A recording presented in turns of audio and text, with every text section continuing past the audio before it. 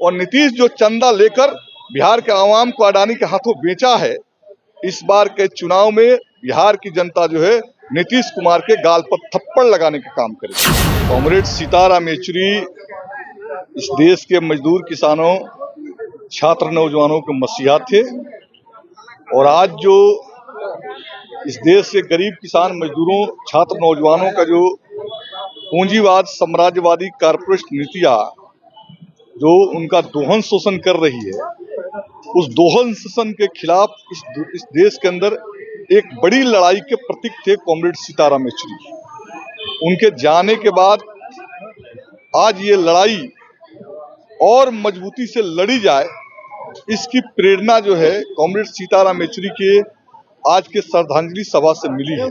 और हम समझते हैं कि उनका बिहार से गहरा लगाव था और बिहार में जो सांप्रदायिक फांसीवाद का जो खतरा है, नीतीश कुमार और भाजपा का जो मोर्चा है, इस मोर्चा को बिहार के सरजमीन से खदेड़ना आज मजदूर किसानों का ये दायित्व है और इनकी सत्ता से बेदखली ही कॉमरेड सीताराम येचुरी की सच्ची श्रद्धांजलि होगी।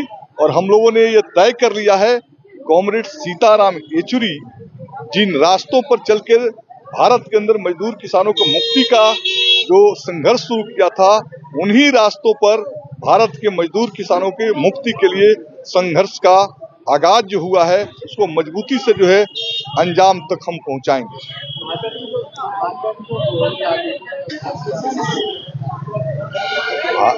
भाजपा के दोहरी राजनीति पे क्या कॉमरेड सीताराम येचुरी स्टूडेंट को लेकर के हमेशा से कर रहे हैं। उन्होंने लिखा था स्टूडेंट स्ट्रगल करके अपना पत्रिका छापा। आज के समय में जो छात्रों के जीवन में जो पढ़ाई की फीस है उसको बढ़ाया जा रहा है, इसको लेकर के आप लोग क्या रणनीति अपनाएंगे? वामपंथी दल CPIM जो है, छात्रों के शिक्षा को बाजारीकरण जो किया जा रहा है, उसके खिलाफ निरंतर संघर्ष कर रही है।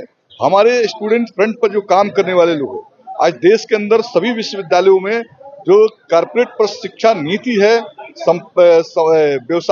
व्यवसायीकरण की जो नीति है, उसके खिलाफ जो है बड़ा संघर्ष है और छात्रों के आंदोलन का नेतृत्व तो वामपंथी इस देश के अंदर कर रहा है। तो हम समझते हैं कि सीताराम येचुरी के जो छात्र आंदोलन से जो शुरुआत हुई थी, वो भी एक मुकाम पर जो है देश की राजनीति को तय कर रहा है।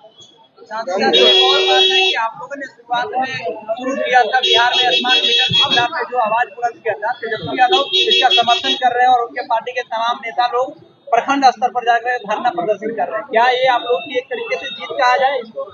वामपंथी दल जो है CPIM जो है, पिछले 4 महीना से स्मार्ट मीटर के खिलाफ सड़कों पर लड़ रही है। प्रखंड मुख्यालयों से जिला मुख्यालयों तक बड़े प्रदर्शन हुए हैं, बड़े आयोजन हुए हैं। अभी भी हमारे आंदोलन जो है गाँव में चल रहे हैं। हमारे दल के लोग, वामपंथी दल के लोग जो है, जो अडानी अंबानी के जो स्मार्ट मीटर है वो गाँवों में लगाने से रोक रहे हैं, प्रतिरोध कर रहे हैं। और हम समझते हैं कि अब तो तेजस्वी जी के भी पार्टी जो है खुलकर इस आंदोलन के साथ आ गई है, तो और इस आंदोलन को मजबूती मिली है।